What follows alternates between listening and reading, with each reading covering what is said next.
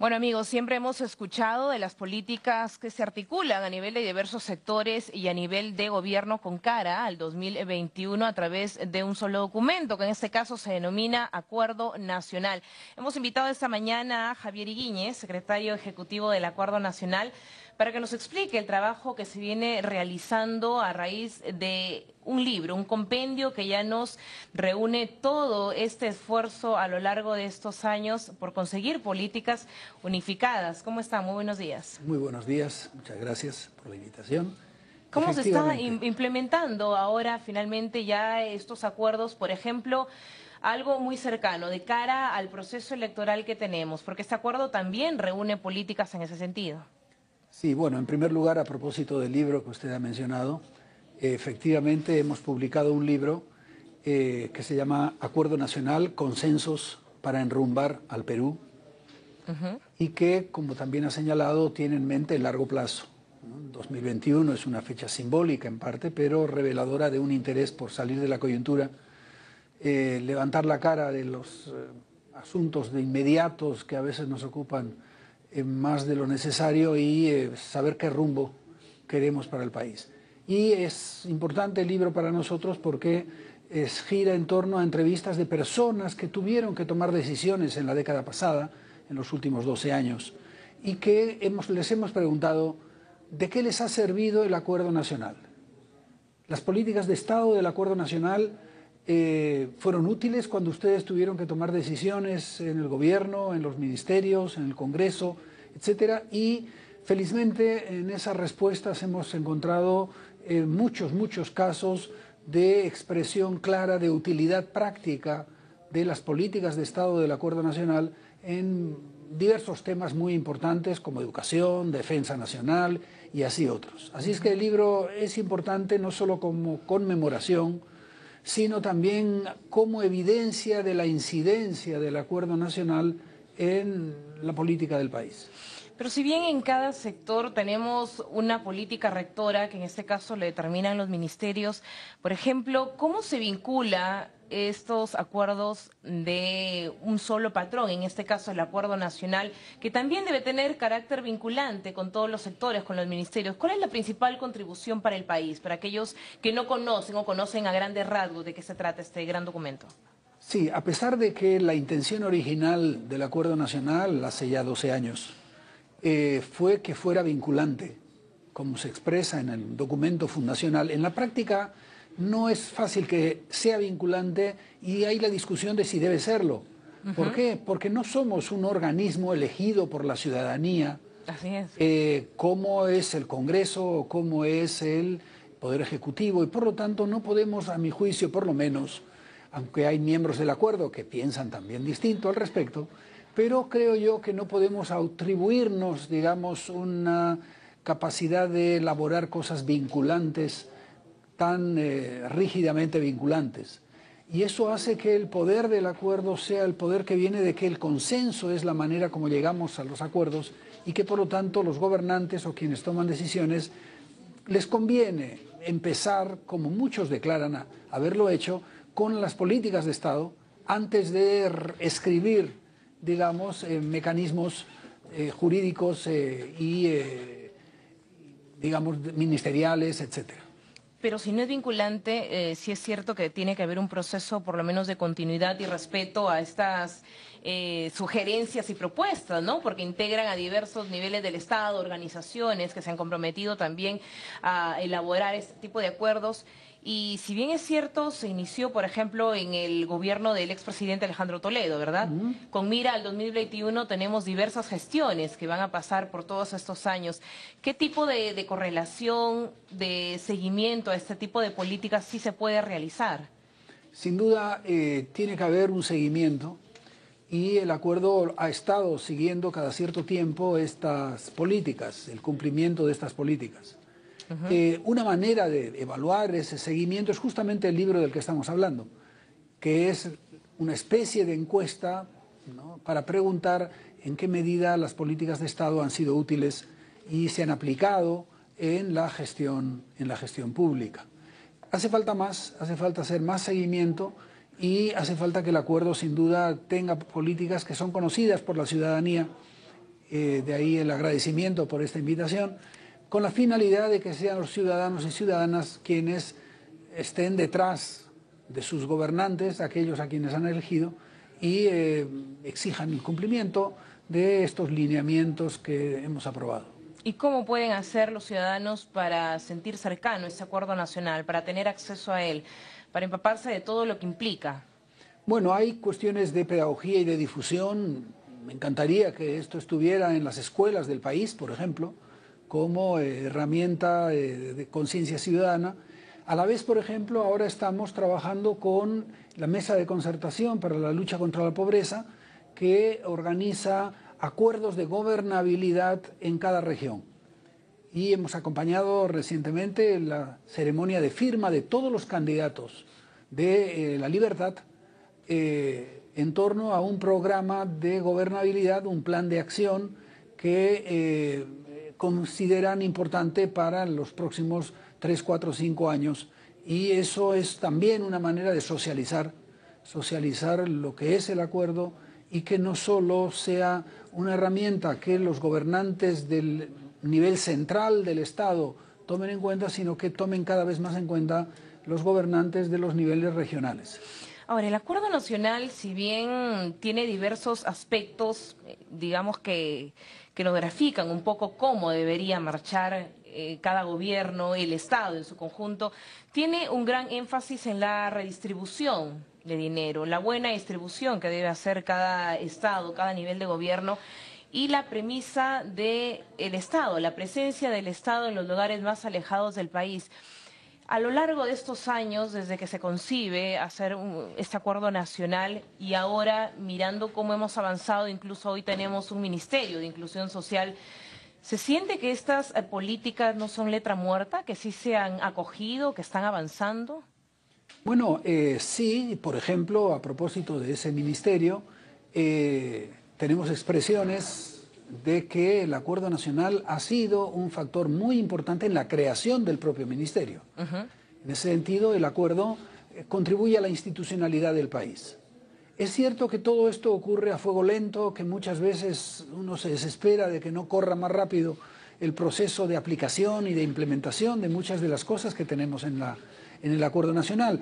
Pero, bien, a veces ese es el ritmo del país y es una cocina a fuego lento la que termina llevando algunos temas a la agenda nacional, como son los temas ahora de educación, de salud, de seguridad ciudadana, etcétera, y que nos alegra mucho que estén en la agenda, porque vienen ya desde bastante tiempo atrás, más de una década, siendo formulados con criterios que poco a poco están siendo tomados en cuenta. Pero el texto, por ejemplo, ¿qué recoge en términos de educación?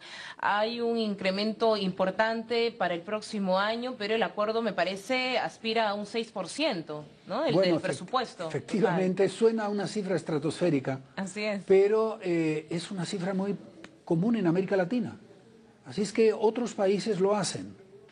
Por lo tanto, revela, digamos, que en Perú no hemos estado tomando en cuenta durante muchísimo tiempo a la educación, digamos, en términos presupuestales por lo menos, y que ya es tiempo. La noticia de que el gobierno subirá en 0,25% del Producto Interno Bruto el presupuesto de educación, esa fracción del producto, es una gran noticia, porque revela que se toman en cuenta los acuerdos de las políticas de Estado y, claro, costará llegar al 6%, pero por lo menos hay que empezar a salirnos del 3%, que es donde hemos estado por muchísimos años. Y además que vivimos en época de cambios, hablamos de este crecimiento económico que si bien se ha desacelerado un poco por diversos factores, pero de todas maneras estamos avanzando, entonces tendría que haber una redistribución directa en los principales sectores del país, ¿no? La presión tributaria es otra de ellas, otro aspecto que recoge el Acuerdo Nacional. Efectivamente, es un tema también crucial porque si no, ¿cómo se financia la educación? ¿Cómo se paga a los maestros, a los médicos, a los policías, si no es con las contribuciones de la ciudadanía?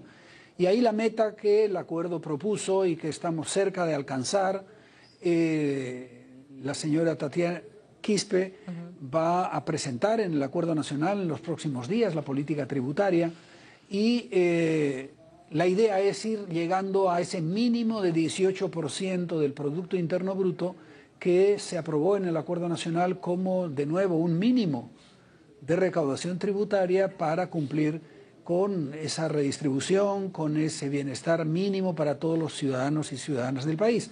Así es que yo sí creo que estamos poco a poco avanzando a pesar de la lentitud, digamos, del proceso que no debería ser tanta, pero se mueve, digamos, la sensibilidad ciudadana y gubernamental a propósito de las políticas de Estado. Algunos dicen, con tal de que avance, no importa, vayamos a paso lento, a paso de tortuga, pero quizás habría que acelerarlo un poco, ¿no? ¿Qué le parecen estas medidas que se han implementado para reactivar la economía? Bueno, creo que son medidas indispensables. Hay quienes discutirán si se dieron a tiempo o no se dieron a tiempo, pero que hacen falta no hay duda al respecto. Tenemos una coyuntura internacional que sabemos siempre influye muchísimo en los vaivenes de nuestra economía nacional y eso hay que atenuarlo. No es un milagro el que puede hacer una política de Estado de tipo fiscal, de gasto público, no puede contrarrestar de conjunto todo el impacto internacional, como ya sabemos por la historia económica del país, pero hay que frenar ese impacto, hay que atenuarlo en la mayor medida posible. La lucha contra la pobreza ha sido otro de los aspectos que son encarados y también con instituciones que son aliadas como la Mesa de Concertación para la Lucha contra la Pobreza. ¿Ha servido o ha sido vital, de vital importancia la creación de estos programas sociales que hoy están, digamos, contribuyendo en la vida de comunidades alejadas, altoandinas? ¿Han sido para ustedes, y de acuerdo a lo que recoge este acuerdo, significativos para la disminución de estas cifras impresionantes de la pobreza? Yo creo que sí. Claro, también depende de cómo la medimos. Con algunos indicadores el impacto puede parecer poco, por ejemplo, poder adquisitivo de las familias, pero en otros indicadores como los relativos a nutrición, como los relativos a indicadores sociales, escolaridad, etcétera, seguimos avanzando. O sea, creo yo que las políticas sociales focalizadas tienen una finalidad que a mi juicio es la de impactar no en el poder adquisitivo de la gente, sino en la salud, en la educación, en la seguridad social, en la tercera edad, etcétera, y ahí yo creo que están teniendo un impacto. La lucha contra la corrupción y la gobernabilidad que ahora aspiramos de cara a esos procesos electorales, y se lo preguntaba al inicio de esta conversación, digamos, también es importante, ¿no? Porque el Acuerdo Nacional nos habla de la promoción de ética. La promoción de ética y valores que ahora vemos que en los principales representantes del Estado no está tan afianzada. Entonces los ciudadanos miramos esto con decepción, elegimos autoridades muchas veces sin tener tanta información a la mano, sin preocuparnos de quién estamos eligiendo y después lo lamentamos. ¿Qué es lo que propone el Acuerdo Nacional en términos políticos, en términos de institucionalidad partidaria? Bueno, el acuerdo desde hace ya bastante tiempo, como ha ocurrido con muchas políticas, tiene la de seguridad ciudadana y también la política contra la corrupción.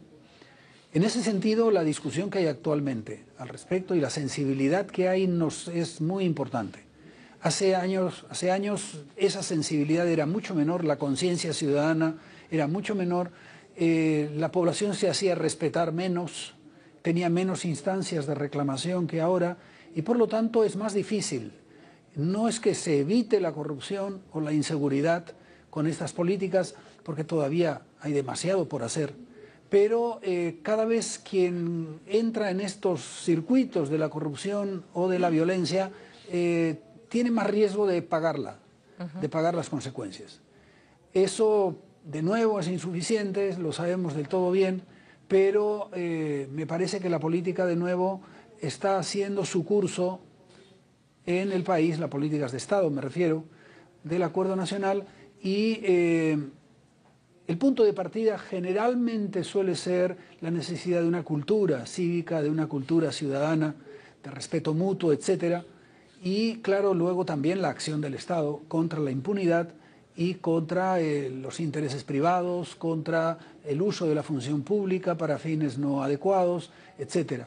Pero el que estemos discutiendo en este momento en el país con tanto ardor incluso ¿no? Ese tipo de problemas. De transparencia, corrupción, ya es importante. Es una señal que de todas maneras se camina. Y que la población está activa, que la población ya no se calla, ¿no? Ya no está sumisa. Eso es muy importante, porque es la única manera de que haya vigilancia ciudadana sobre la gestión pública. Bueno, ya tenemos entonces este libro de Acuerdo Nacional, Consensos para Enrumbar al Perú en manos. Aquí se recogen todas estas propuestas de cara al 2021, nos hablaba, ¿verdad? Entonces, una reflexión final, porque estamos ya en la parte final de esta entrevista. Sí, yo diría que hay que persistir. Hay que persistir, nos molesta la lentitud y los vaivenes, ¿no?, que hay en estos procesos que son muy complejos y muy difíciles, pero yo quiero rescatar la voluntad que los miembros del Acuerdo Nacional expresan continuamente de aportar al avance en estas causas tan críticas, sobre todo para los más débiles, los más necesitados del país, los menos provistos de apoyos, ¿no?, o de relaciones, que encuentran una muralla muchas veces en el Estado y en los funcionarios públicos o políticos, y que, claro, da lugar a desesperación y da lugar a indignación, y que hay que, digamos, corregir eso para... Por supuesto. Muchas gracias, gracias por esos aportes y por esos comentarios, Javier Higuíñez, secretario ejecutivo del Acuerdo Nacional, comentándonos sobre este libro que recopila todos estos aportes interesantes. Vamos de inmediato